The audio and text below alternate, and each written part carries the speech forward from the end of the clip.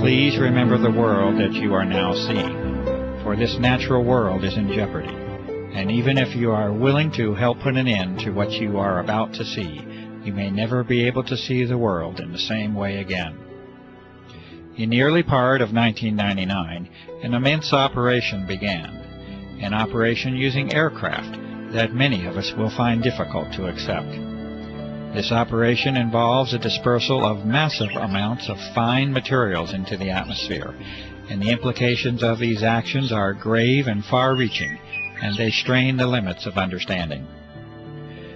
There will be counterclaims to the evidence that is presented within this film, and you will be told that all is normal and as it should be. You will be told that there is nothing to be concerned about, and that all is as it has always been. Your eyewitness accounts will be dismissed as unreliable. This dismissal by claimed authorities and officials will be in direct contradiction to fundamental physical principles and your own common sense, but you will encounter it nonetheless. This dismissal now spans a time period of more than 5 years, and it accompanies a grassroots awareness that has been reached by millions of concerned and engaged citizens. From this point on, I urge you to use your own mind to reach your own conclusions on the truth of the matter.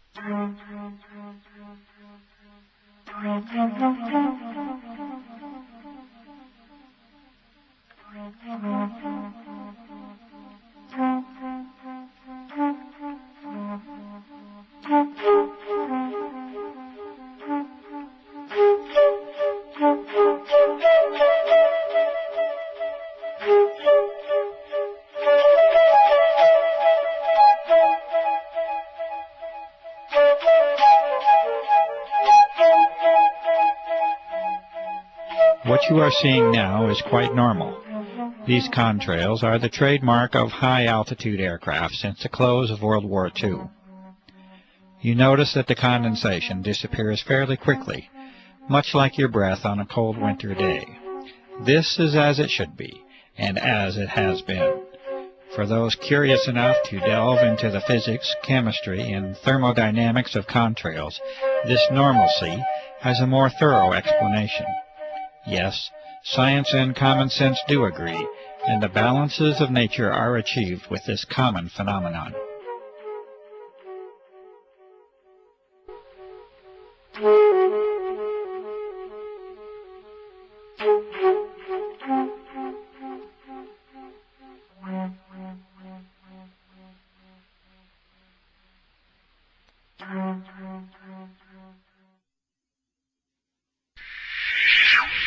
And now we must take a different turn, a turn to explore an unusual world that now surrounds us, and yet a world that many of us remain unaware of.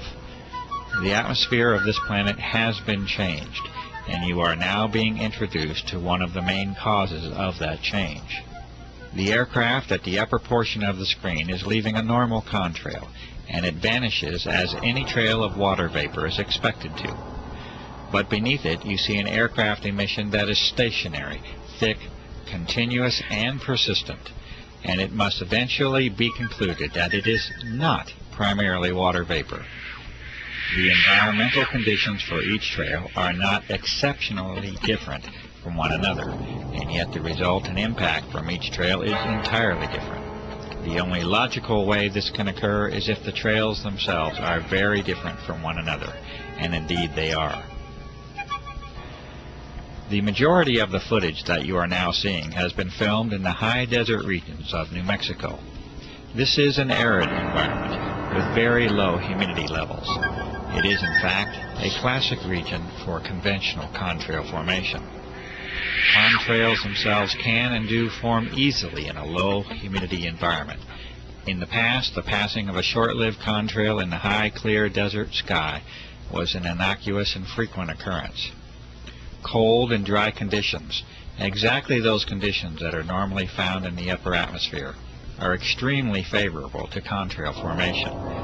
The humidity levels of the upper atmosphere are actually relatively low, and is one of the very reasons that most clouds occur in the middle of the troposphere, being the lower portion of our atmosphere up to an altitude of approximately 7 miles or so.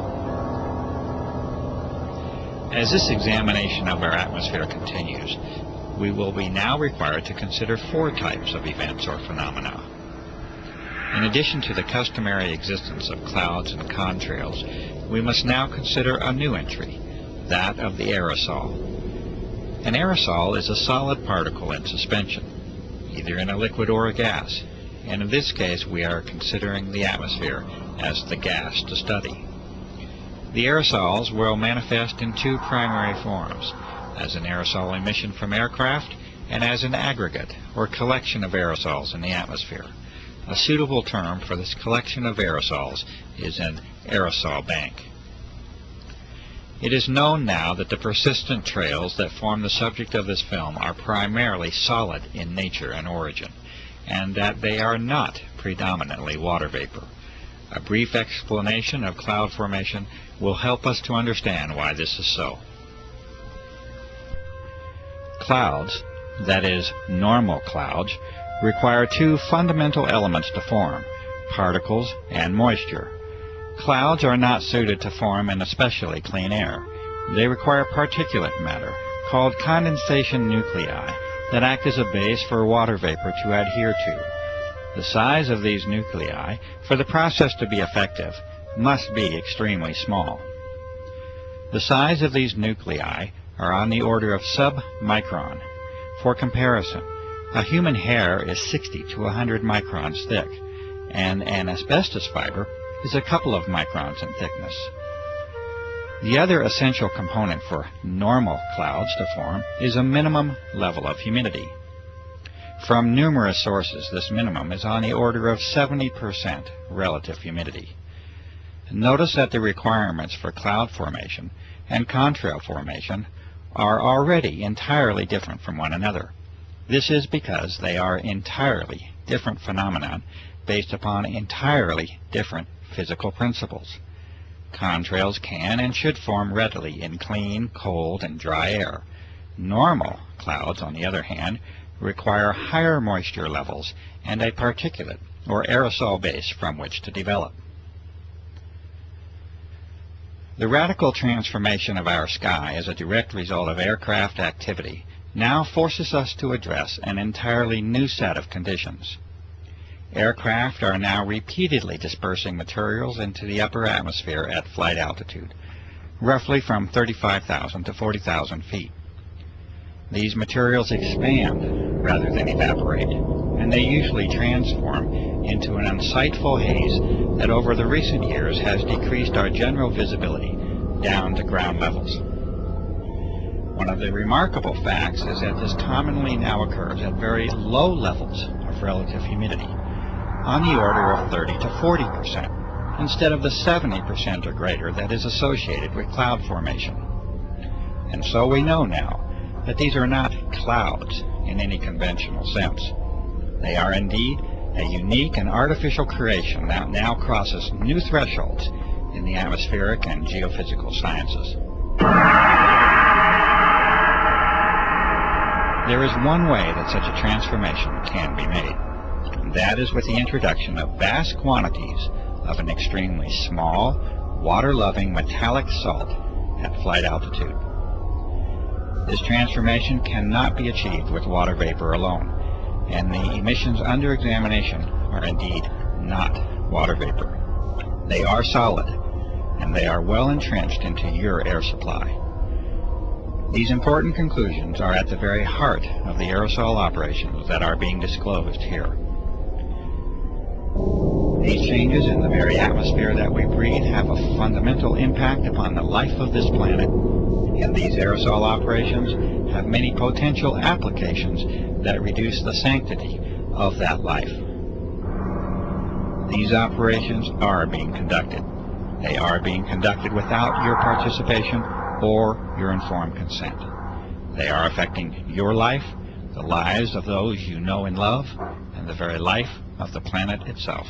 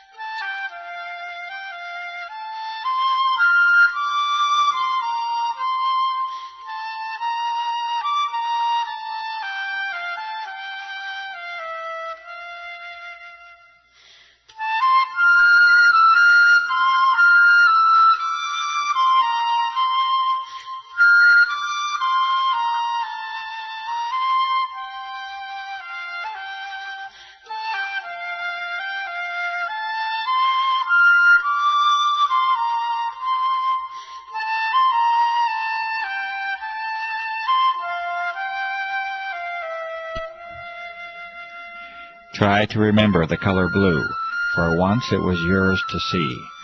The blue sky is your birthright and a source for joy, and it remains at the very core of our existence.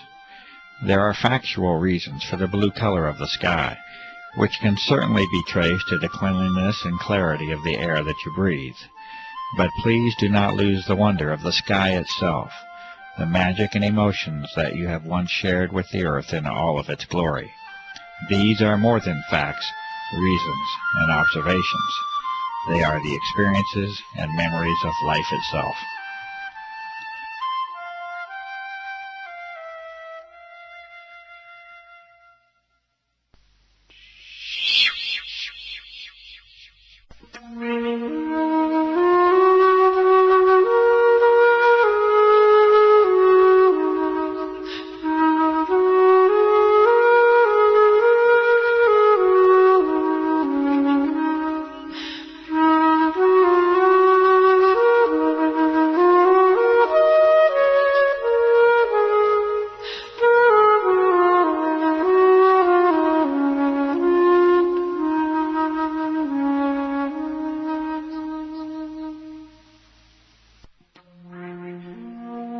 You can no longer see blue now, at least not in the same way that many of us know and remember.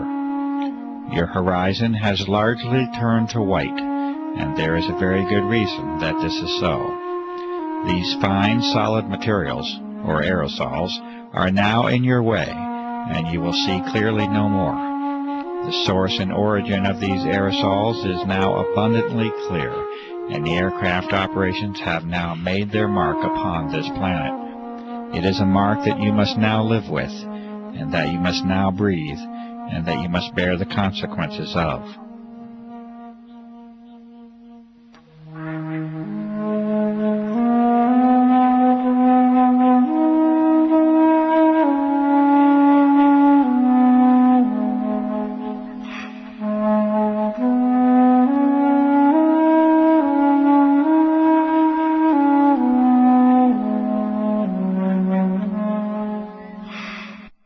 That is, unless we all become aware of the level of damage that has already been done, and unless we act together to reclaim our planet and its atmosphere. These images were taken in what was once one of the cleanest locations on the earth, and that is the high desert of the Southwest. You may now see for yourself the daily reality of your existence, and it is a sad change that we have allowed to occur. Please, remember the color blue.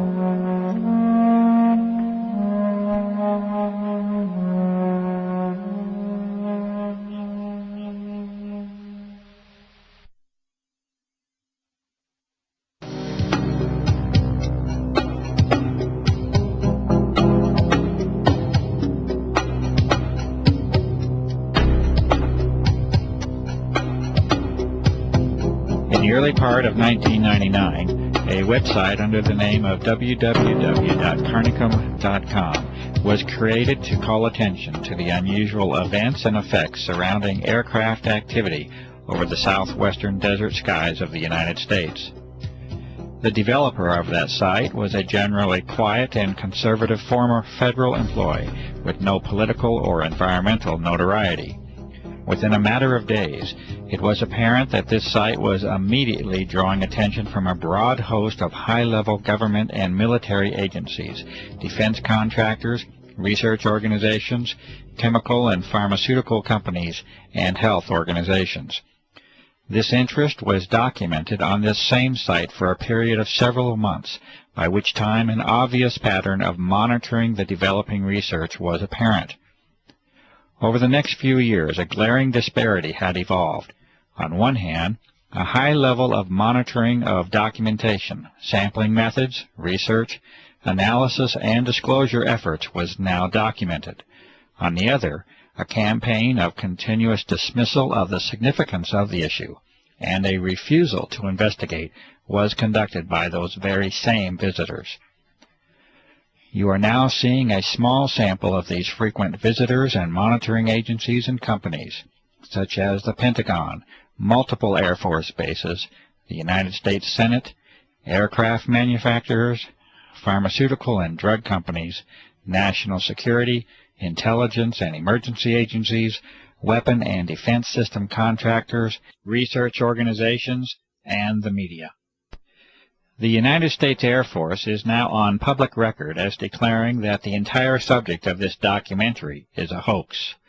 This assertion was first made by Lieutenant Colonel Michael K. Gibson in August of 2000, when he stated that, quote, "The chemtrail hoax has been investigated and refuted by many established and accredited universities, scientific organizations, and major media publications," end quote.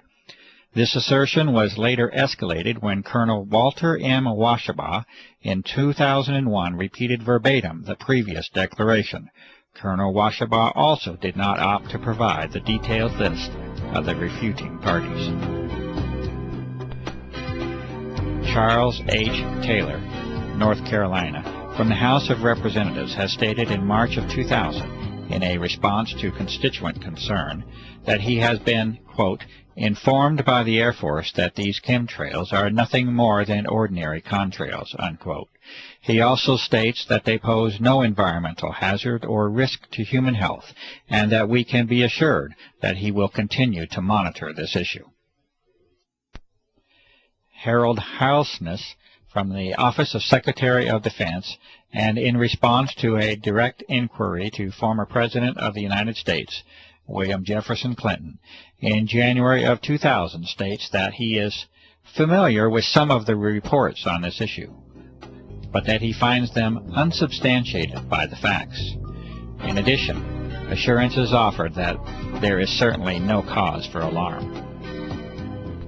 In the first of many responses from the United States Environmental Protection Agency, under the directive of Carol M. Browner, Administrator, it is acknowledged in December of 1999 that citizen concern is focused on whether or not aircraft may be involved in operations that release chemical or biological substances. The EPA responds that they are, quote, "unaware," unquote, of any such applications by such aircraft.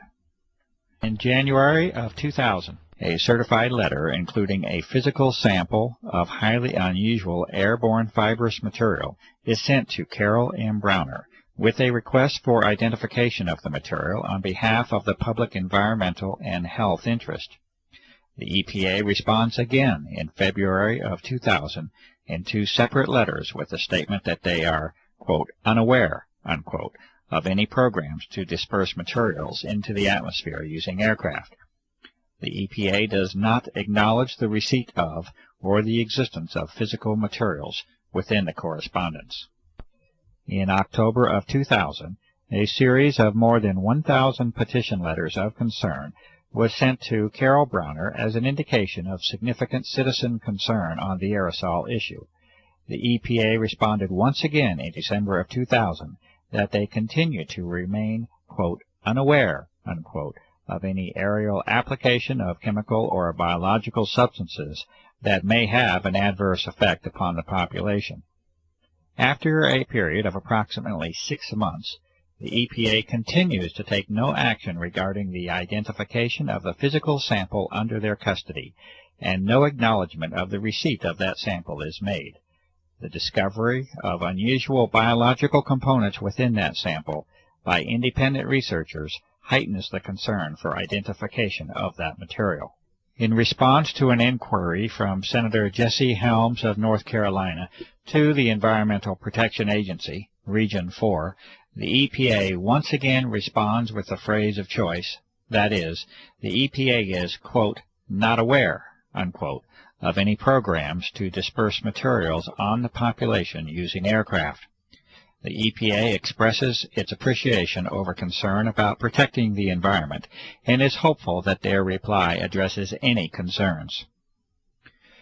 Greenpeace, an international environmental organization, when contacted regarding the aerosol issue, stated in September of 2000 that they are, quote, unable to comment, unquote, and that they do, quote, not have an official position, unquote, on the matter. In a separate correspondence, Greenpeace responded to a citizen that they are concerned about global environmental problems and that they do not have local chapters that can help with this particular situation.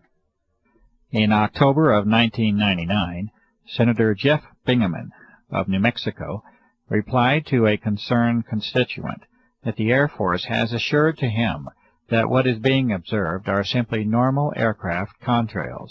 It is further stated that although there may be the appearance of an aerosol operation, this is not the case. Senator Bingaman also informs the constituent that he will ensure that the Air Force will reassure people about this issue. United States Senator Richard Lugar replies to a constituent in July of 2000 that what is being observed is simply a normal contrail, as has been seen since the close of World War II.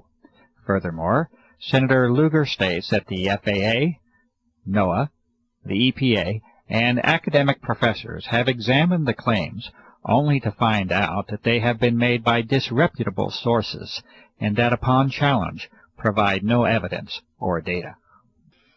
Representative Mike Thompson of California replies in April of 2000 to a concerned individual that what is being reported and observed is simply a normal consequence of aircraft traffic, and that there is no environmental hazard or risk to health. The State of New Mexico Environment Department in September of 1999 acknowledges a number of complaints received regarding aircraft activities over the skies of Santa Fe, New Mexico. The Environment Department declares that the, quote, data, unquote, does not suggest that any illegal or clandestine activity is occurring. A scientific document that discusses the nature of normal contrail formation is included within the reply to the New Mexico resident. The citizen is advised to keep the department abreast of any concerns. The Attorney General of New Mexico, Patricia Madrid, in November of 1999, also acknowledges multiple inquiries to her office regarding unusual aircraft operations. The Attorney General declares that there is, quote, substantial evidence, unquote, that the activity and contrails are well within the range of normal aerial activity. After issuing this notice, Patricia Madrid declines to respond to 2 personal visits made to her office by Clifford Carnicom, a concerned citizen, to discuss the aerosol issue. The Ohio Environmental Protection Agency responds to a citizen in November of 1999 by stating that they are, quote, unable to complete an investigation, unquote, and that they do appreciate the concern expressed by the citizen about the environment. The ABC News 2020 investigative journalism staff respond that, quote, unfortunately, unquote, a request for examination of the aerosol issue was not chosen, and that 2020 thanks the citizen for thinking of them and being in touch. And in June of 2001, 1.5 years after the original submission, the United States Environmental Protection Agency acknowledged the receipt of the unusual fibrous physical material. This acknowledgment followed a Freedom of Information inquiry on the topic submitted by a citizen. The EPA refused to identify this sample, stating that it, quote, was not the policy of this office of EPA to test or otherwise analyze any unsolicited samples of material or matter.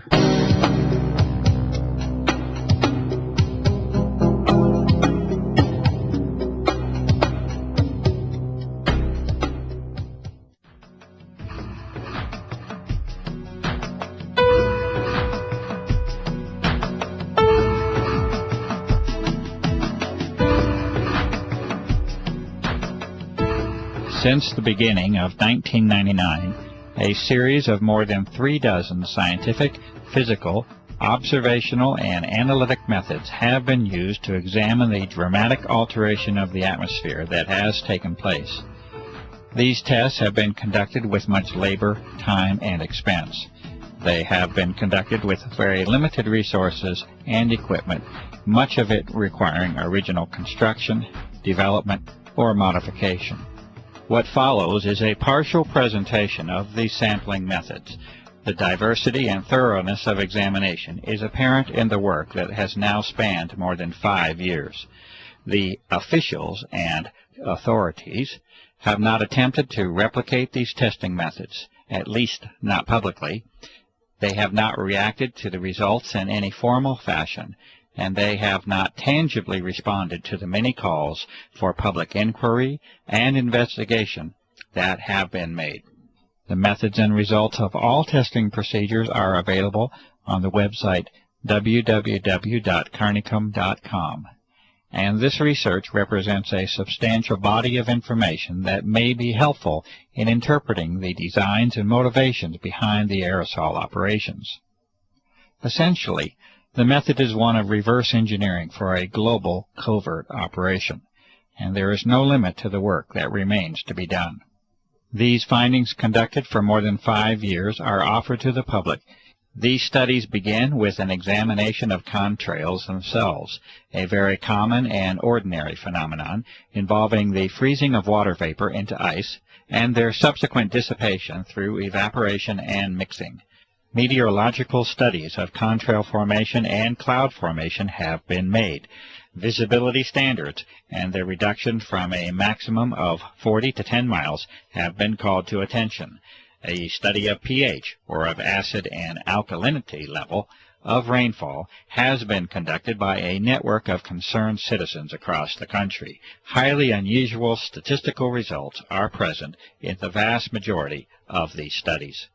Telephotos have been captured in the earlier phase of operations that directly show emissions from aircraft that are in complete defiance of any normal chemtrail formation.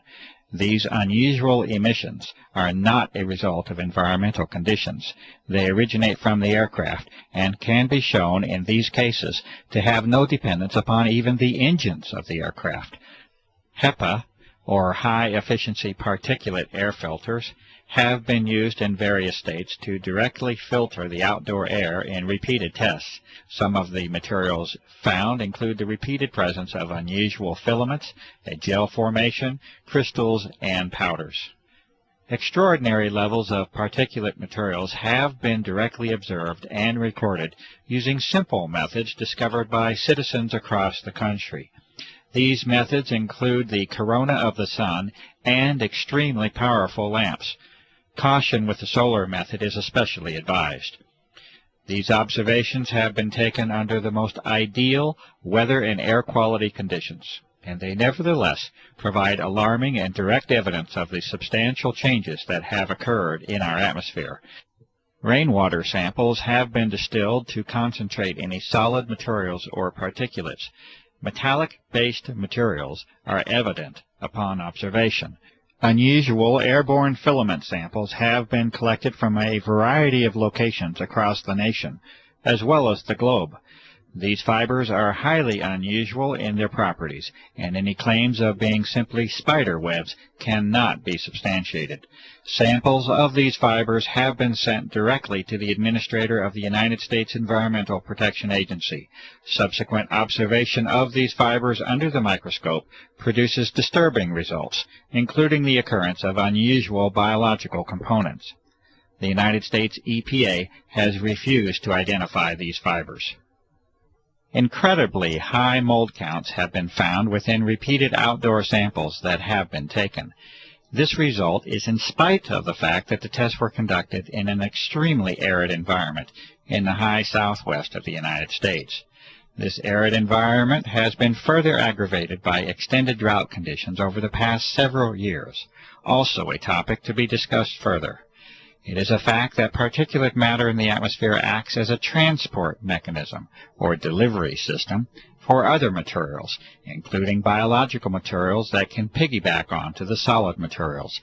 This is in addition to the health risk, including respiratory illness and increased mortality that result from higher levels of particulate matter in the air.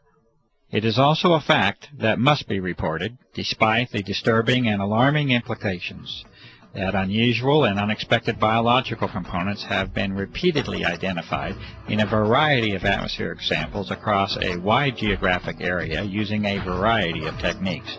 The fibrous material sent to the United States EPA is especially unsettling, as it was later shown to contain biological components under the review of a medical professional.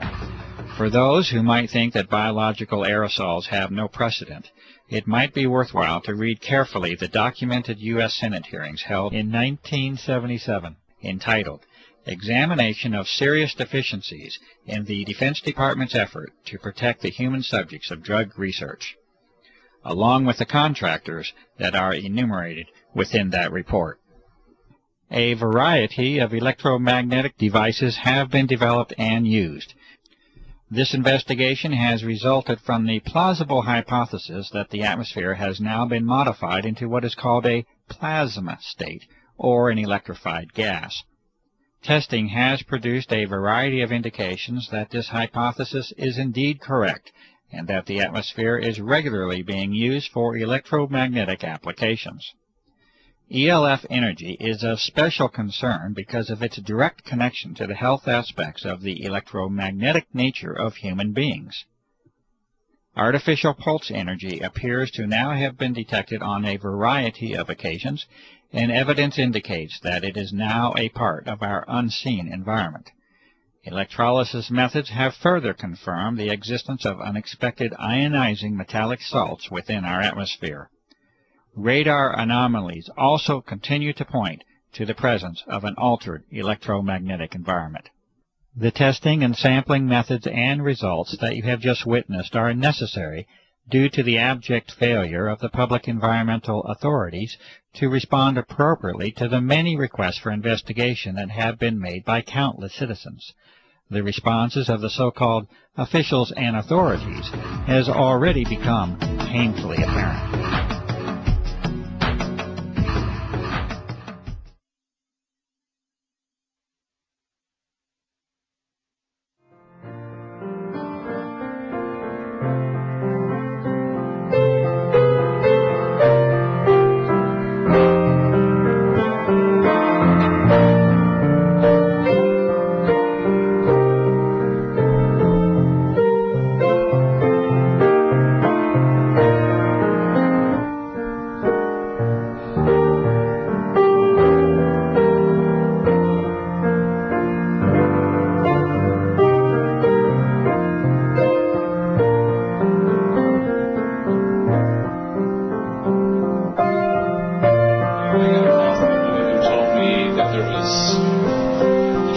Stuff in the air. I went outside, I looked out, it was in the morning, and lo and behold, there was, what I thought were contrails, numerous jets spraying, probably 4 or 5 jets.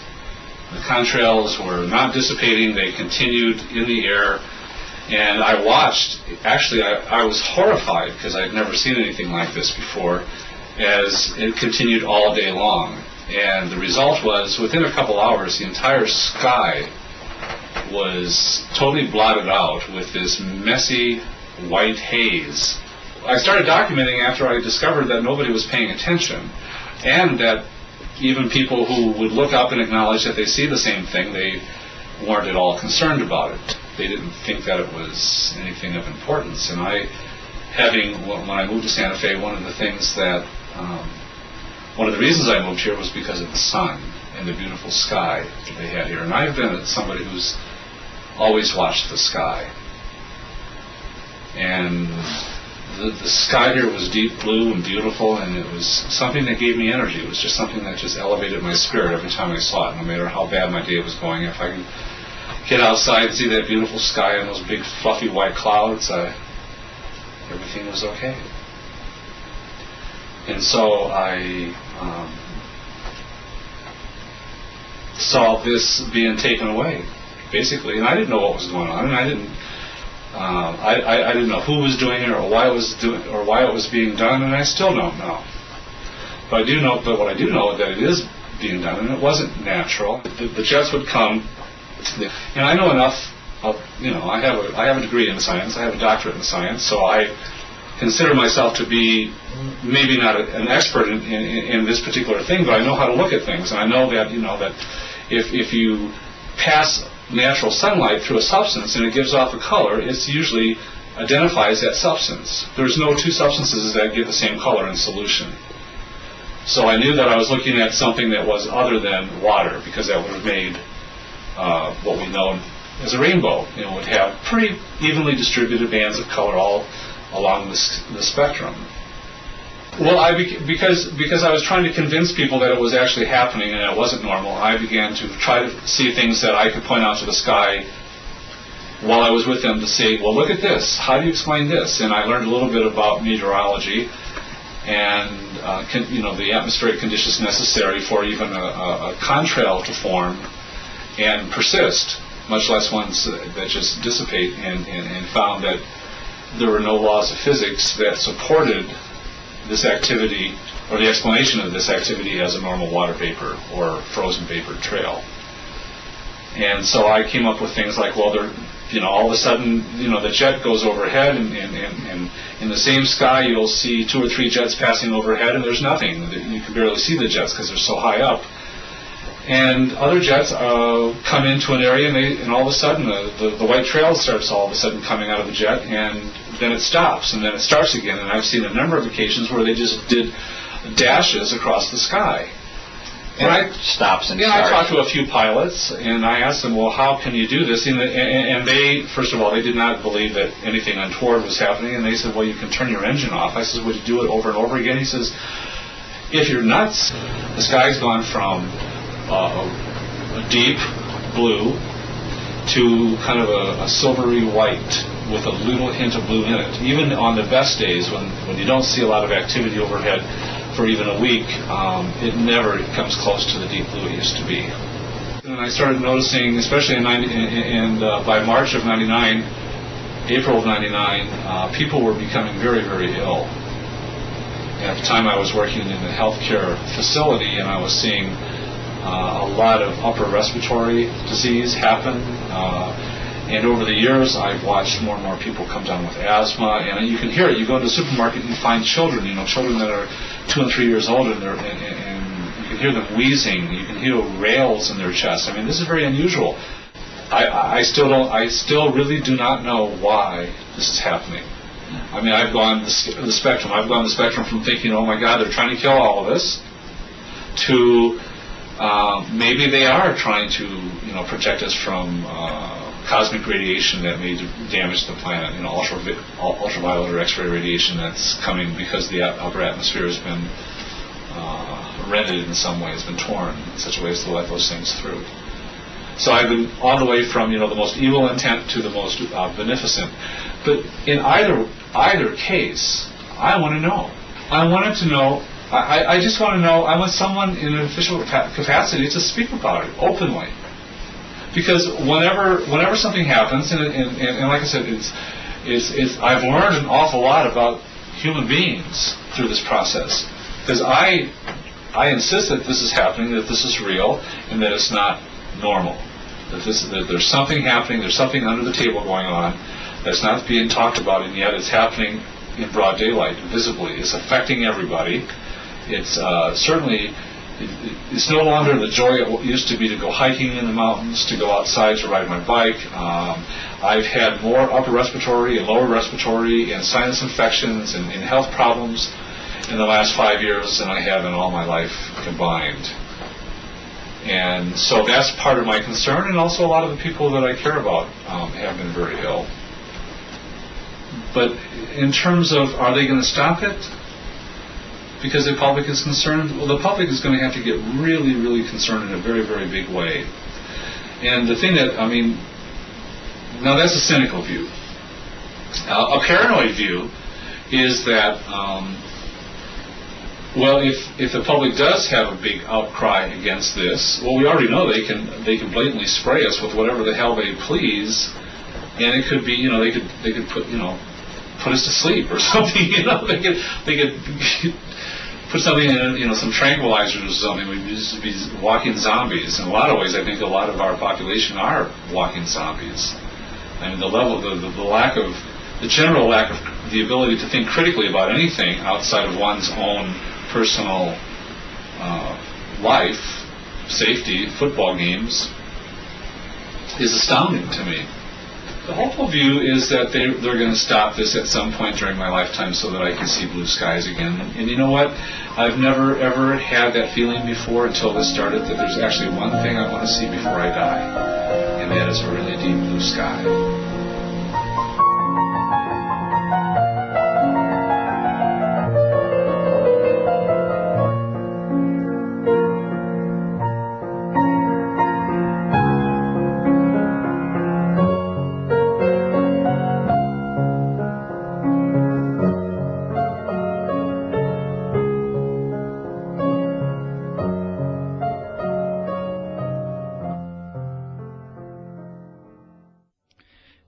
The following is a transcribed interview between Clifford E. Carnicom and Gwen Scott, naturopathic doctor and former CNN broadcaster, recorded in February of 2004. Question: when did you become aware?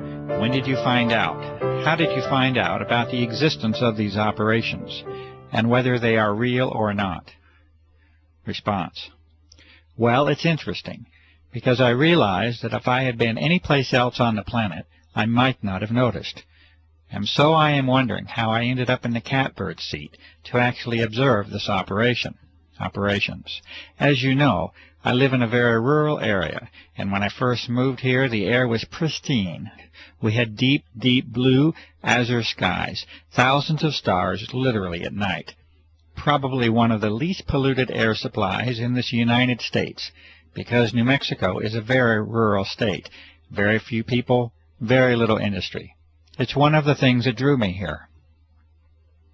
So here I was sitting, reading in front of a 5-foot by 5-foot bay window one day, and I see these jets. I assume they're jets. They're high and they're going fast, and they're not leaving the little 2-inch things that I'm used to seeing. They're leaving those huge plumes through the sky that spread out, and by 3 or 4 in the afternoon, it's foggy. It's so thick I can't see the mountain range. I can't see anything.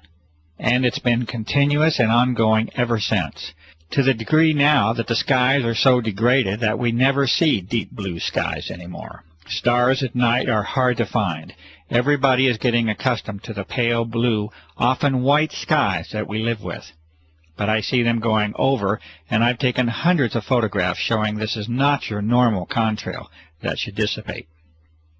Question: you notice a distinct change then from the 1990 era? Response: distinct is not the word. Dramatic, devastating, you can pick out any adjective you want. It is dramatically changed, the atmosphere. Dramatically. Yes, extremely distinct. Question: you live on Native American Indian land here. What is the sense of and the reaction of the Native American community to what is occurring?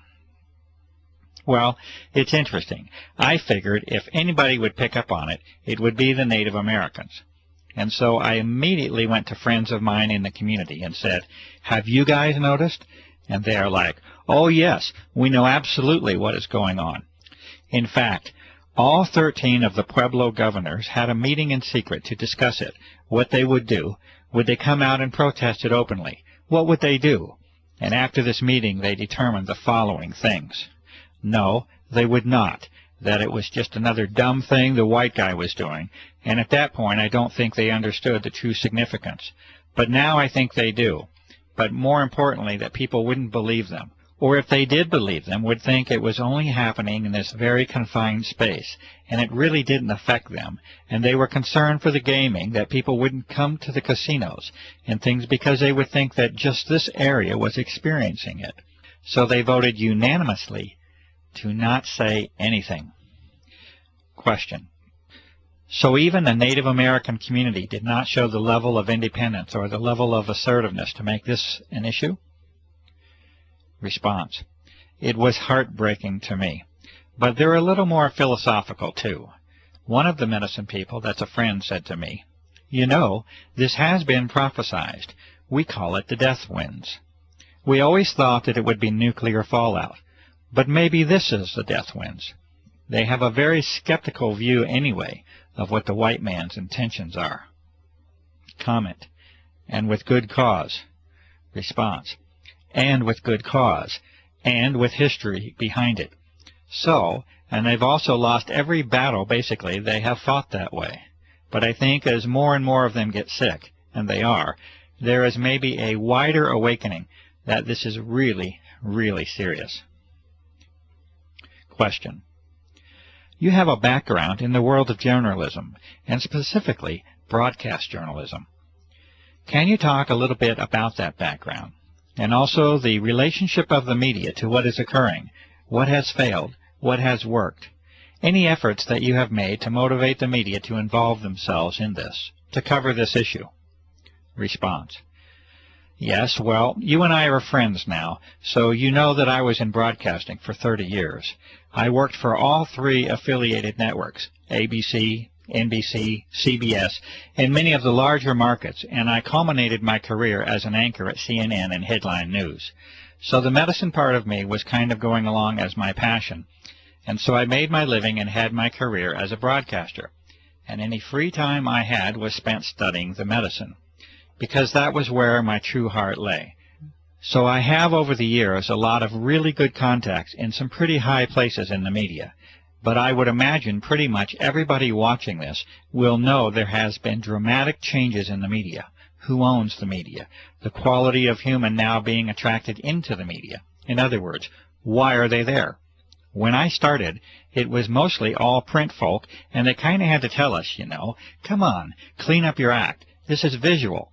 But people were coming from the old school of journalistic, afflict the comfortable, and comfort the afflicted, and you are the watchdog, and you go for that story, and you never accept the official version, and on and on and on. Most of the media and information we get now is owned by only 3 companies. When they deregulated, the FCC deregulated, they allowed these huge, like AOL, Time Warner, to gobble up. So you've got these large entities controlling all the information, whether it's film, radio, okay. So the complexion has changed, and I would say the kind of person drawn into it, when it became a place where you could make a really good living, and people would go, oh, I know you, you're so-and-so. It drew people with different agendas. So you don't necessarily have the hardcore, old-fashioned, get the story. I don't care if my hair is a mess. I don't care if I'm dripping wet. There's a few out there still, but for the most part. So that's that. And yes, when this started, I called in every chip I ever had. I called a very good buddy at CNN, who really assigned most of the stories. He was very high, very interested. I sent him your website, a lot of your information. He was high, yay, shut down. And I never did get an explanation. As you well know, I contacted some of our local media people. The main anchor on the local station wanted to do a story, we thought, and we shot a lot of video of the activity. In those days, it was very obvious. Now it's a little harder. You don't have the mornings where you have the deep blue sky, and then the afternoon. You get the pale blue-white sky if you're lucky. And as you well know, that story never aired. Comment. I would consider that a fairly serious, dedicated effort by a media person, and yet we saw nothing come of it. Response. Nothing came of it. Exactly. As you well know, the USA Today, which is an international publication, did a story on it, but it was obviously with an agenda, basically poking fun at those goofy people who saw those things. I believe there was one or two credible people interviewed, but for the most part, the reporter started out with an agenda to sort of mock, make fun of those people who were seeing things in the sky.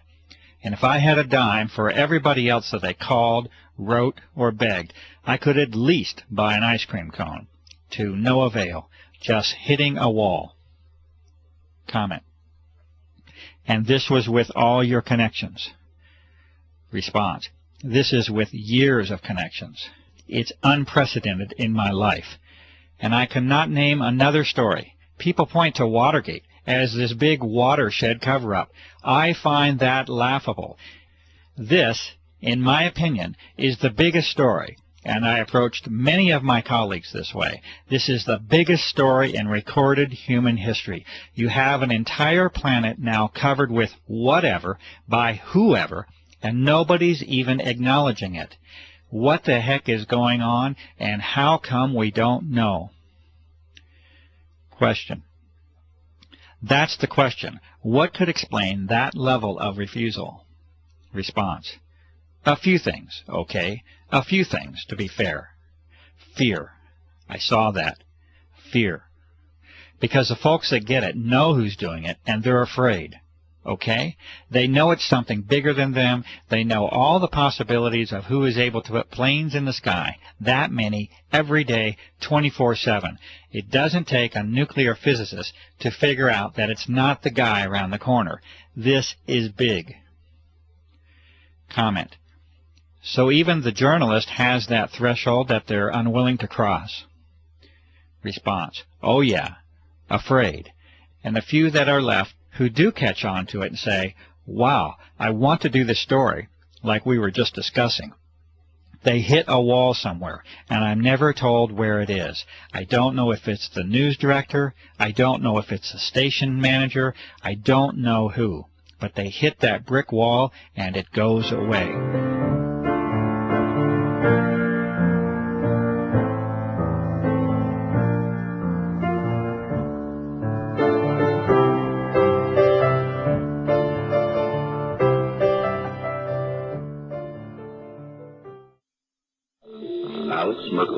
Mysteries of the mind.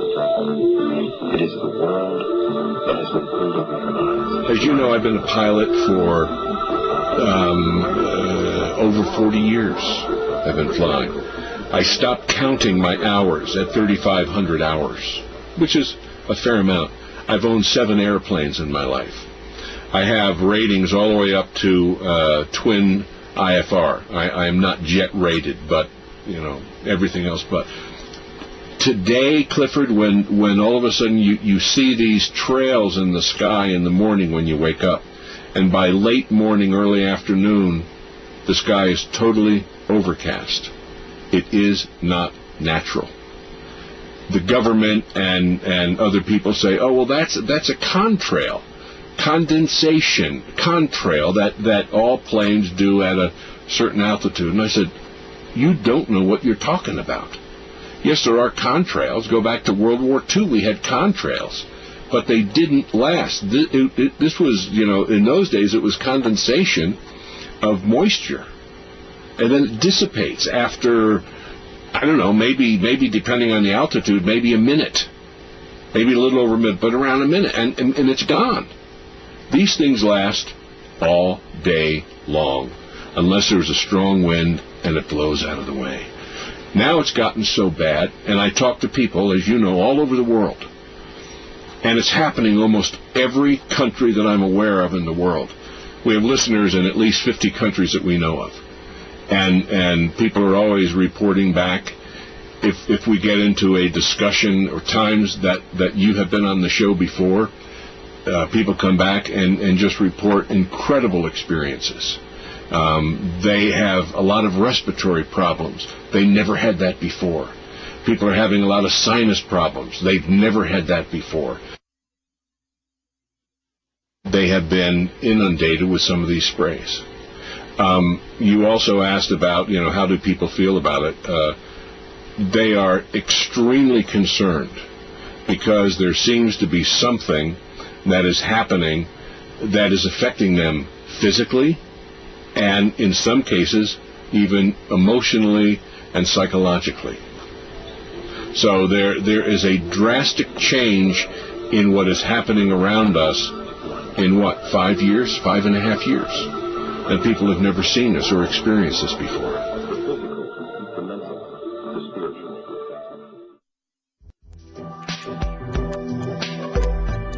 Clifford, it's so good to be on tape in person with you on this subject. I know before we couldn't show my face, we couldn't hear my voice because I was under contractual agreement.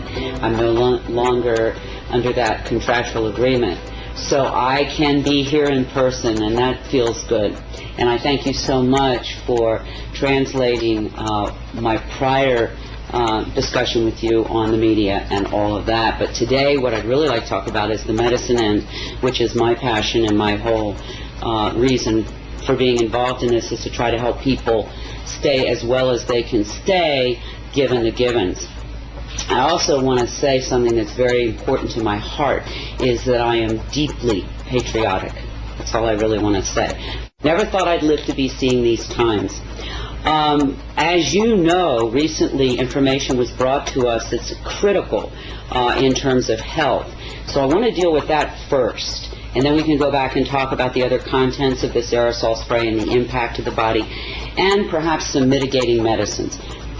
We have found out through a very credentialed research doctor that perhaps what we're seeing occasionally show up in our air supply is a fungus. The reason this is so critical is apparently this fungus dramatically compromises the immune system by consuming those nutrients the immune system uses to repair and rebuild. And like every system in our body, the immune system has to keep rebuilding itself. It will wear out, it will wear down, and it has to keep regenerating. If it doesn't have those nutritional tools to do that, your immune system becomes dramatically compromised, unable to deal with any kind of invader. That's why I think we're seeing so many more colds and flus than we've seen in the last 5.5, 6 years, than we've seen in a long time. I know in my clients, these things are like epidemic. Sinus infections, colds and flus. That's on the lighter side. On the heavier side, we're seeing a lot more cancers and some very devastating disease, implying an extremely compromised immune system. Part of that has to be this fungal kind of invasion because, as I said, this fungus eats the nutrients that the immune system uses to rebuild itself. People say, well, what do you do about a fungus? Well, there's some things that we know that are very good natural medicines for fungal invasions like that. Garlic kills fungus pretty much on contact. The Chinese mushrooms, reishi, shiitake, maitake, particularly in extract form, have been have a lot of efficacy. Caprylic acid, which you can find in any health food store. There are a number of things, and finally colloidal silver, we know, is a major antifungal. So when people are looking at their bodies and saying, why am I always feeling kind of run down and tired, it may be we're being told now that this person is looking at the blood of many, many people, and in almost everyone this fungus shows up in their bloodstream. So that's something we can take care of. If it becomes something in the lungs, we can do the tea tree oil inhales. We also know that we're getting a lot of particulate heavy metals, all of which not good for the body. And I'd like to just quick run through them, their potential damage to the body, but then also some mitigating medicines we can do.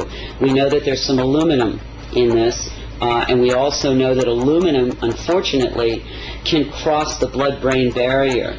And we know through research it's been correlated to diseases like Alzheimer's. If not so extreme, certainly short-term memory loss. So, sad to say, the blood-brain barrier does not recognize aluminum as a toxin and lets it go through into the brain. The good news is, if you have enough what are called essential fatty acids in your system, your brain has the ability to take that metal, aluminum, and push it out of the brain into your hair. And I think that's why so many people who are getting hair analysis are seeing high concentrates of aluminum in their hair. It's the brain doing its job, trying to get this toxin out. Some good essential fatty acids that you can consider are flaxseed oil, evening primrose oil, and most recently brought to me very profound is krill, K-R-I-L-L oil. It's a fish oil that's fairly pure. These essential fatty acids allow the brain to get rid of that aluminum. We also know that barium is part of the mix, and barium, besides being a carcinogenic, knocks pretty much all the potassium out of your body. And I'm seeing in my clients a lot of muscle weakness, a lot of heart palpitations, all related to either a complete loss of potassium or way too low level of potassium. So we know, since we're bringing barium in and it's knocking the potassium out, we need to supplement more potassium in.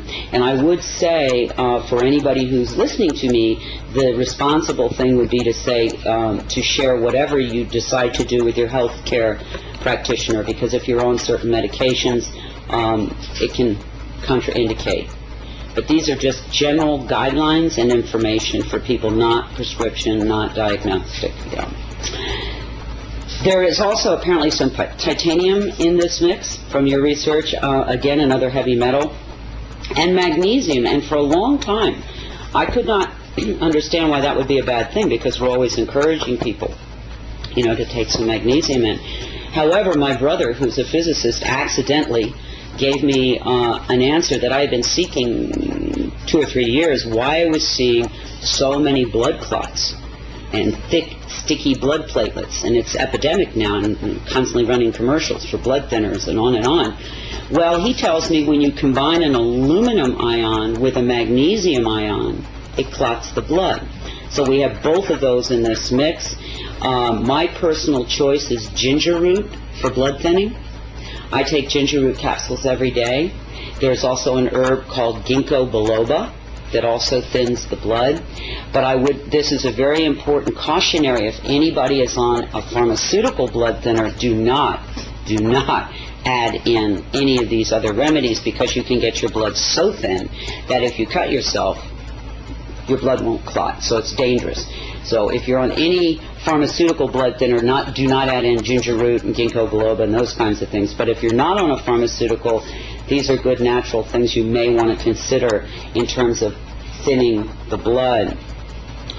And then there's I get this question all the time. People say, well, what can we do, to mitigate some of this? I mean, it's in every breath I take. That's something I think is hard for people to understand. This is not something previously I could say to people. Please don't eat margarine. Please don't drink tap water. These things are not good for you. I cannot ask people not to breathe. But what I can say, there are things that you can do to mitigate the amounts of it that you're taking in. One thing that you well know I do is when I'm outdoors, I wear a mask. It's not comfortable. It looks silly.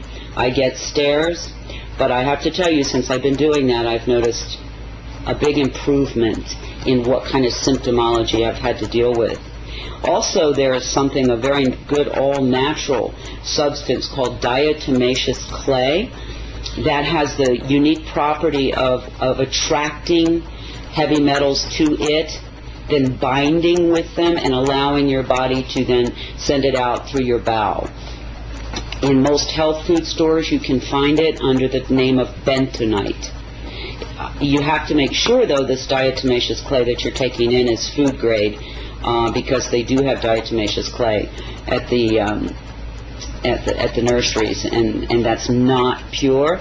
But if you go to your health store, or if you know somebody who has food-grade diatomaceous clay, that is something I do daily to try to begin to remove these metals, because all heavy metals are detrimental to the system. Again, flaxseed oil, krill oil, the omega-369 oils, very important, particularly for brain function during these times.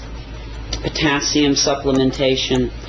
And another epidemic is sinus infections, and that colloidal silver nasal spray I use, and I've had a lot of friends use it, and it's very effective with helping to clean up those sinus infections caused, I'm sure, by all these particulates.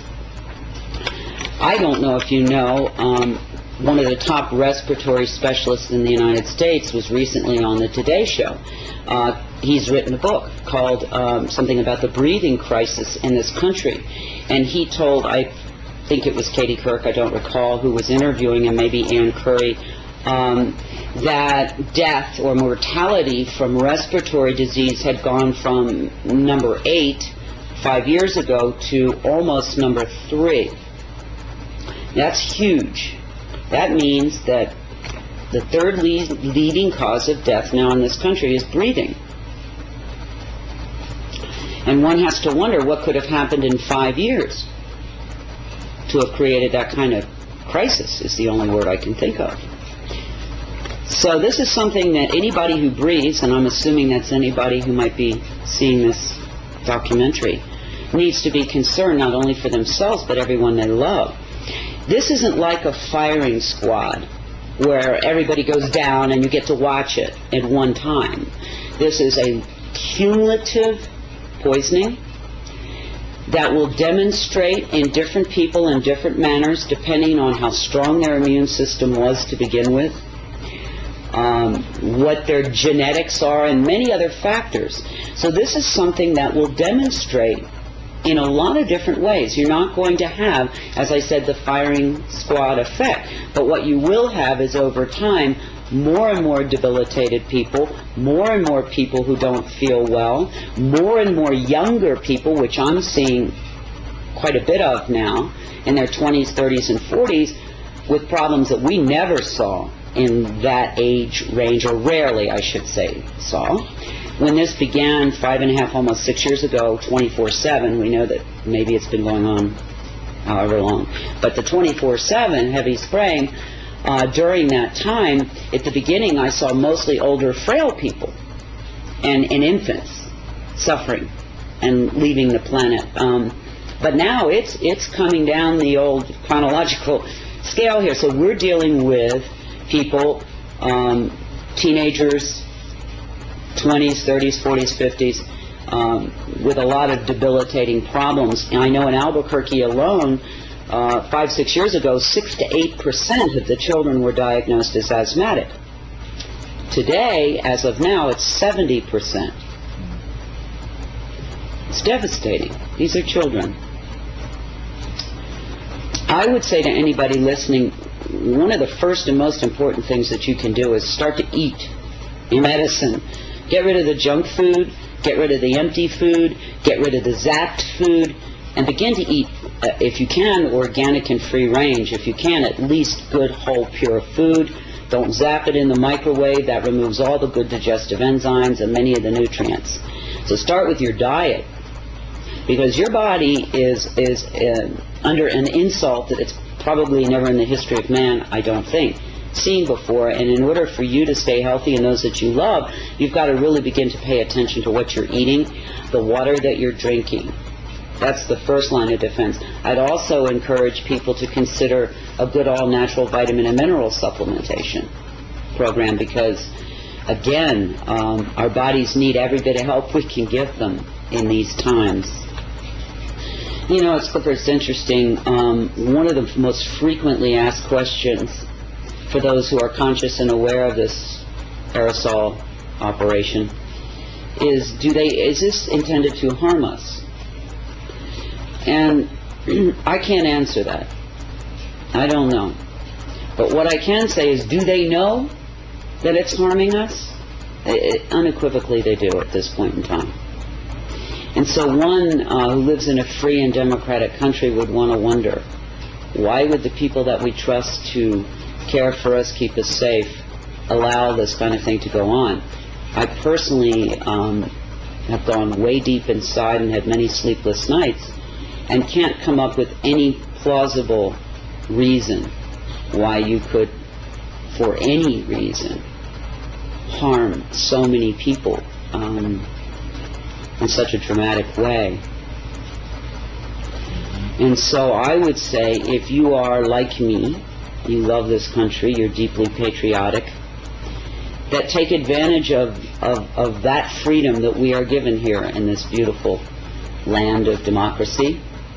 Make your voice heard, ask for an explanation, ask for a discussion, so that we can determine if this is something we want in our air supply.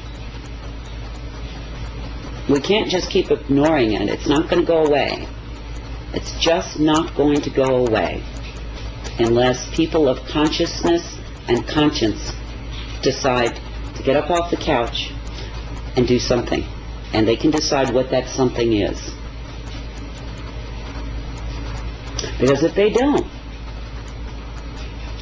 as they watch the people around them, and they look at their own health, and they see the deterioration, they're going to have to wonder at some point, well, gosh, why didn't I do something when I could?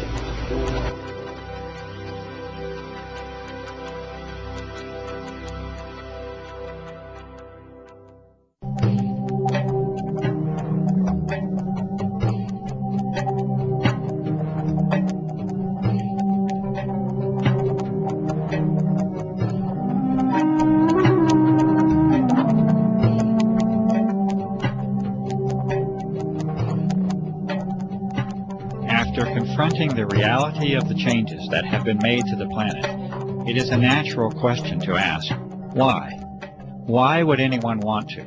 And who would want to alter the very air that we all breathe? We may never know the true answers to these questions, as the evidence is now clear that the aerosol operations are a covert operation, an operation that is never to be openly discussed or disclosed using the traditional channels of a free and democratic society, an operation that will never ask for your consent or for your participation, and that will be conducted regardless of your concern. The answers, especially as to why, do not appear to be simple or restricted to a single purpose. The more that is understood about the nature and potential of the operations, the more complex the picture appears. What can be done, however, is to use the vast body of evidence that has been collected at a grassroots level to make interpretations that are at least consistent with this data. This has been done, and there are now 5 major areas of endeavor that are in agreement with the observations, data, and analysis that extends for more than 5 years. These are, number 1, environmental engineering, modification, and control. 2, electromagnetic operations. 3, military operations. 4, biological operations. And 5, planetary and geophysical change itself. These areas are not mutually exclusive to one another. There is an overlap that can make it difficult to discern where one program may start and another end. It is quite possible that any, and indeed likely that many or all of these operations are being conducted concurrently. What can be done within this brief segment is to explain how and why these types of programs are consistent with the broad spectrum of evidence that is now available to examine. First, with respect to environmental engineering, modification, and control. The evidence now shows that the very physical nature of the atmosphere has been changed. The best information leads to the conclusion that a hygroscopic, or water-seeking salt, is a dominant component of the aerosols that have been introduced. It is also an observation that has been confirmed over and over, and this is that the operations frequently, if not usually, are conducted in advance of approaching moisture and storms. These salts have the usual effect of locking up that moisture with the solid particles, and to generally reduce the impact of, frequency of, and the amount of moisture that reaches the ground. This is one of the simplest interpretations that can be made that is supported by countless observations, and this is that the moisture levels of weather systems have been altered. It may be no coincidence whatsoever that drought is now commonplace and widespread, and that the moisture of the planet is becoming an increasingly precious and sought-after resource. There are those who make claims that the aerosol operations have an intended benevolent objective to mitigate the effects of global warming. It is also apparently accepted within that same claim that it is best that such an intention not be internationally discussed in public, and that you are best off not knowing about it. Unfortunately, the data does not support the contentions of benevolence that have been made, and in fact, the majority of the data can be considered to have detrimental and potentially disastrous consequences to the life and ecology of this planet, including humans. Furthermore, the vast majority of elements and substances under examination will actually increase the heat levels of the lower atmosphere rather than decrease it when they are placed into it. This is exactly what the observations themselves support, and that is that drought conditions are exacerbated and aggravated by the introduction of the aerosols and not mitigated, as many might choose to believe. In addition, there are many more complicated aspects of environmental control that are possible with the use of conductive aerosols, including the modification of the electrical nature of the atmosphere, as well as thermal instabilities induced by interactions with the magnetic field of the Earth. Storms depend upon the electrical exchanges that take place within the atmosphere. Lightning is the result of electrical imbalances that occur in the electrical fields between the Earth and the atmosphere, altering the collection and distribution of rainfall, interfering with the electrical exchange of energy and producing thermal or heat instabilities. All of these point to a very realistic assessment that environmental modification and control is likely a fundamental agenda within the aerosol operations. The United States Air Force has publicly disclosed a doctrine of owning the weather by 2025, and many have good reason to believe that such objectives have in part already been accomplished. This brief introduction to this topic only considers impacts upon the atmospheric shell, literally an eggshell of life that surrounds this planet. Understanding the full environmental impact, including the soil, the seas and lakes, the flora and fauna, the agriculture that sustains us, can only lead to an ominous portent of environmental change that we must pay the price for with our apathy.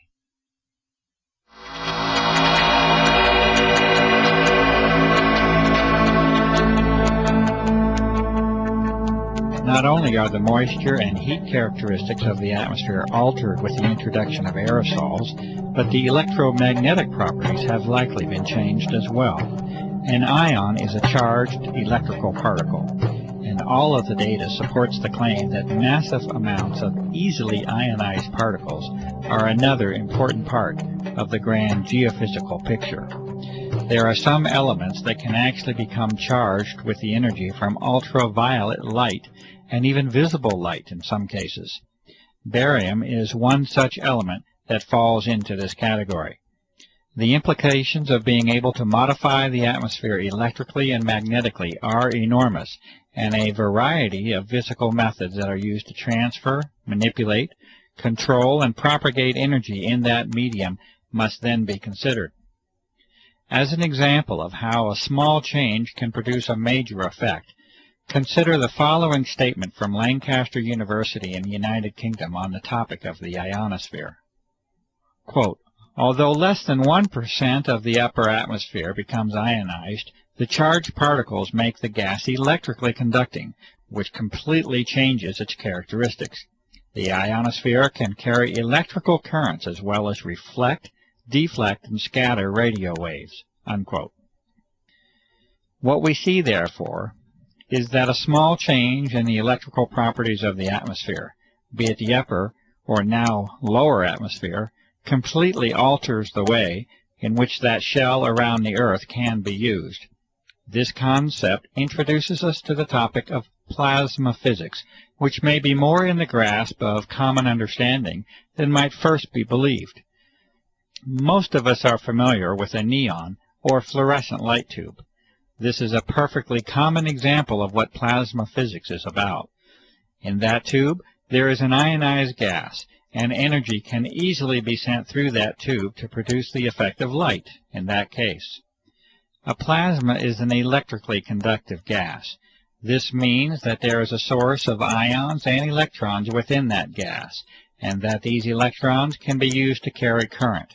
We have seen that it takes very little change to produce a large change in the electrical properties of that gas, and the effectiveness of energy transfer and accumulation is governed primarily by the number of electrons that can be introduced into it.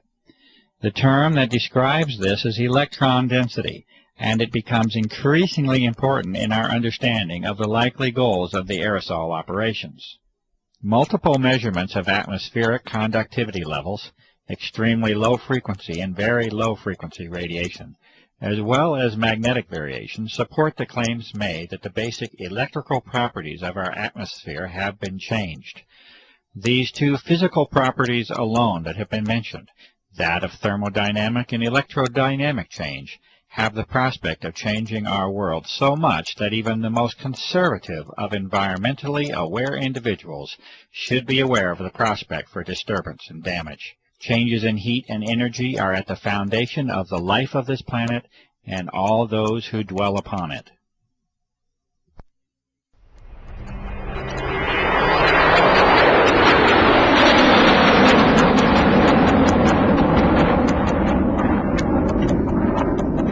It is a necessary, logical, and natural extension to our discussion of applications to include the almost inevitable role the military assumes within them.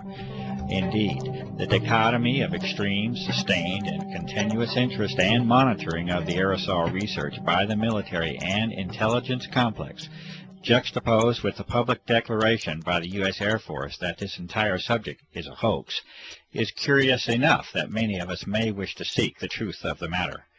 The most advanced military agencies, intelligence services, and defense contractors clearly have an interest in monitoring and controlling the level of discussion and disclosure on the aerosol issue.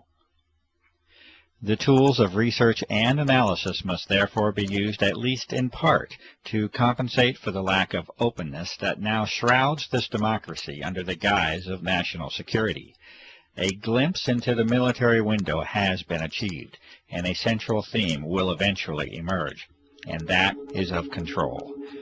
Control in the deepest and far-reaching sense that you may imagine. For when the atmosphere of the planet is controlled, life itself, in the end, is controlled. With a basic knowledge of plasma physics, that is, the physics of an energized gas or atmosphere, it is impossible to proceed further without at least a brief introduction to the HAARP facility and technology. HAARP, or High Active Auroral Research Program, is operated by the U.S. Air Force and is claimed to be simply a research facility. The stated purpose by the Air Force for the HAARP project is that of a scientific endeavor aimed at studying the properties and behavior of the ionosphere, with particular emphasis on being able to understand and use it to enhance communications and surveillance systems for both civilian and defense purposes. It may be this, and then again, it may be more than simply a scientific endeavor. It may also be enlightening to consider United States Patent 4686605 by Bernard Eastlund in 1987 entitled, A Method and Apparatus for Altering a Region in the Earth's Atmosphere, Ionosphere, and/or Magnetosphere. There are many who have sensibly concluded that this patent essentially represents a blueprint for the HAARP facility as it has been constructed. This patent makes mention of numerous objectives and methods of operation that far exceed any scientific endeavor alone, and references the work of Nikola Tesla as a source of historical contribution. The amazing inventions and achievements of Tesla with respect to energy transfer and amplification, including the use of the atmosphere as a medium for sending energy from point A to point B, are well documented. The documents of Tesla were eventually confiscated at the close of his life, especially as they related to military matters, and he is generally now accepted as an unrecognized genius. The current incarnation of ionospheric heating is able to, according to Mr. Eastland, put unprecedented amounts of power in the Earth's atmosphere at strategic locations, and to maintain that power level with the pulsing of energy. This patent also recommends the use of large clouds of barium so that ionization by sunlight will increase the electron density within the plasma environment. Testing and analysis does now positively indicate the presence of unusual levels of barium, a toxic element, within atmospheric samples. The amount of power inherent in the design of the HAARP project is further indicated by Mr. Eastland stating that the present invention can be formed to simulate or perform the same functions as a detonation of a heave-type nuclear device without actually having to detonate such a device. A heave weapon has the effect of lifting the magnetic field of the Earth itself and involves the expenditure of massive amounts of energy. The patent is further stated to have numerous military implications, including the enhancement of or interference with communication and guidance systems, including those of airplanes and missiles, radar interference, missile destruction, weather modification, material transport of micron-sized particles, and molecular change of the atmosphere are each mentioned as further applications of the patent design. The executive summary for the HAARP project also specifically mentions forcing the descent of particles from the atmosphere toward the ground using ELF radiation from HAARP. Clearly, environmental modifications, the electromagnetic transfer of energy, and military operations of global impact are already in sight from the existence of these aerosols within our atmosphere.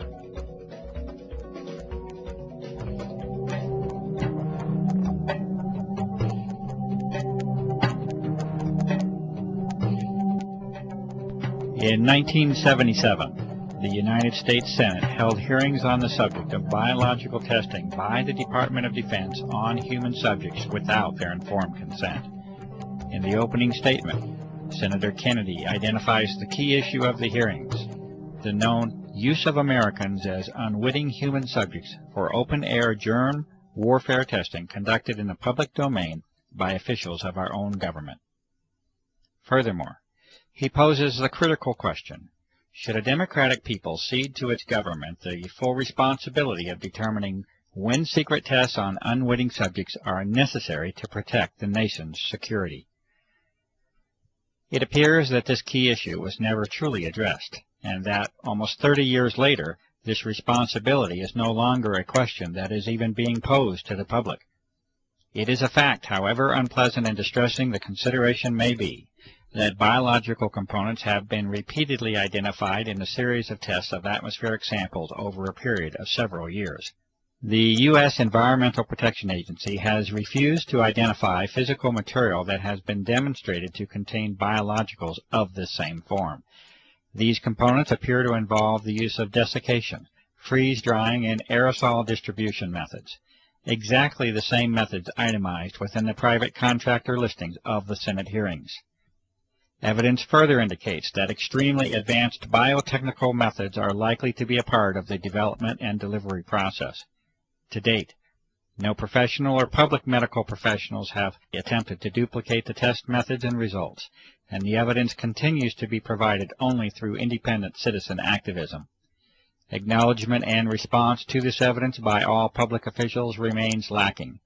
There is currently no prospect of government hearings on the aerosol issue, and the reality of the evidence continues to be denied by public officials.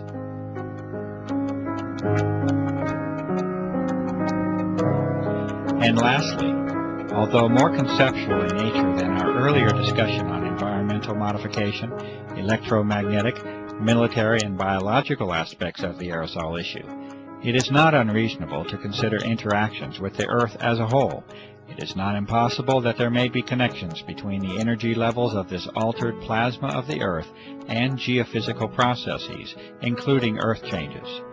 There has been increased attention in recent months by prestigious scientific organizations, mainstream media, and the Defense Department itself on dramatic Earth changes that are foreseen in a not-too-distant future.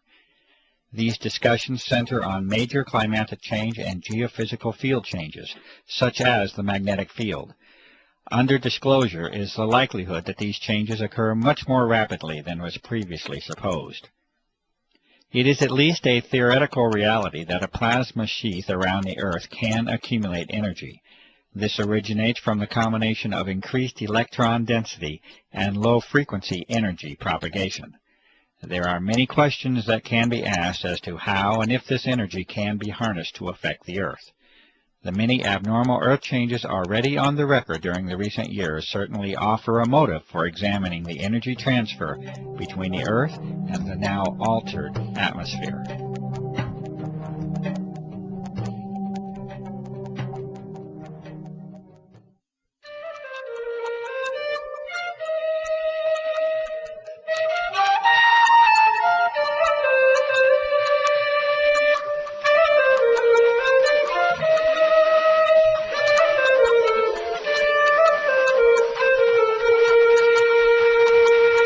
You have seen traces of a world still in a state of beauty, and you have seen the signs of a terrible change.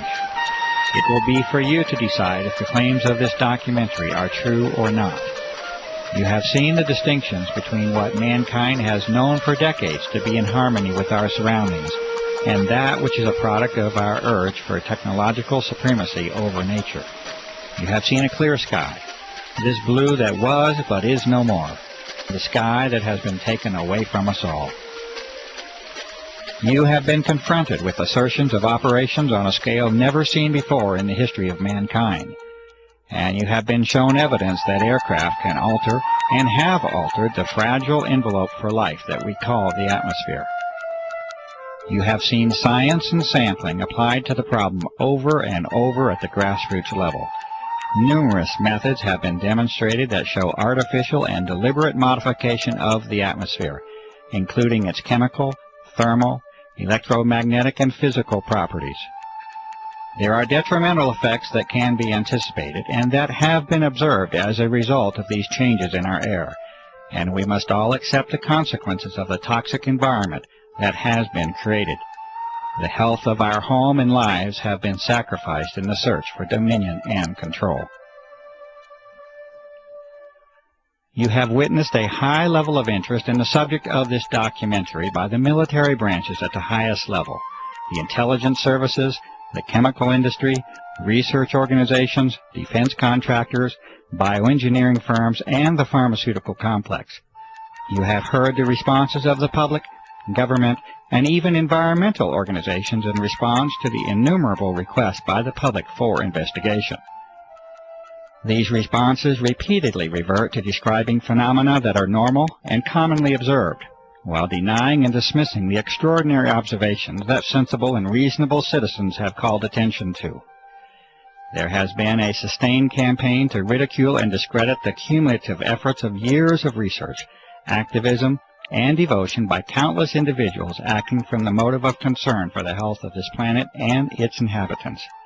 A free and democratic society, if it is to continue to exist, must be able to openly discuss the benefits of technological and military supremacy against the deleterious impact upon the environment that we as global citizens must share. Divine rights of humankind must assume their rightful place amongst the individual nation's right for military security and secrecy. You have heard the responses of only a few citizens and professionals who state their sensible concerns about the impact of the aerosol operations upon our environment and our health. The lack of time prevents the presentation of the awareness that is now known to be shared by a grassroots network that conservatively must include millions of people. The extent of this awareness across national boundaries is apparent, and this network is of global proportion. The control of media information by relatively few corporate interests appears to be a significant factor in the restriction of honest and open public discourse on the aerosol issue. The attempts at ridicule of this issue by the U.S. military establishment should also be evaluated as to intent and motive. You have been provided with an analysis of the potential agendas of the aerosol operations, The conduct of environmental, military, electromagnetic, biological, and geophysical operations are each consistent with the vast body of information and evidence that has been accumulated over a period of more than 5 years. This result has been reached with the painstaking efforts of numerous citizens, researchers, and activists across the country and around the globe. Many of the operations under consideration would appear to regard the welfare of human beings, the life of this planet, and our environment as a low priority. Many people, having become convinced of the reality of these operations, will naturally ask the question, what can I do to help? It is also known from experience and history that many of these same individuals feel helpless and powerless after they confront the immensity and complexity of the operations. They also often become disillusioned after encountering the predictable and disingenuous responses of our public servants. It is also known that the traditional methods of dissent and activism are no longer working, and the political process is failing in a constitutional sense. Petitions have been signed and disregarded. Appeals for investigation are dismissed. Calls for media involvement lead to crafted articles of ridicule. Even the legitimacy of the voting process itself is in question. There is no comfortable, reassuring, and simple answer that can be given to you. This is the reality that we must face. It is expected that any success will eventually result from an enormous groundswell of grassroots activism and open public protest. At the current rate of progress, a timeline of decades can be projected before we reach the level of influence that is needed. The sober counter-reality is that the health of this planet is not likely to give us such a generous allowance of time. Our atmosphere is our lifeblood, and like the proverbial frog in the warming pot of water, we are acting obliviously to our own demise. You will have to use your talents and resources, your gift of life, to help this planet. The role of this researcher has been to give you the best information of what is believed to be the true nature of the aerosol operations. You will have to determine your role and exercise that role while you still have the opportunity to do so. If you are a professional, you must inquire into the ethics of your profession and answer the questions of public service that accompany it. If you are a citizen, you must participate. If you remain silent in the hope of preserving your freedom and security, you are almost certain to lose both. The doctor, the journalist, the scientist, the lawyer, the politician, the environmentalist, the activist, the author, the filmmaker, the fundraiser, the organizer.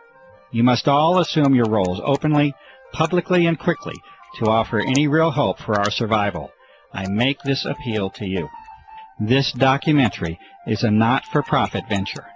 It has been made with an appeal to you personally in mind. It may be freely copied in its entirety and distributed. No individual is permitted to distribute this documentary with a profit motive. It has been created for the benefit of the public. Please help us to restore and regain the world that you know can exist.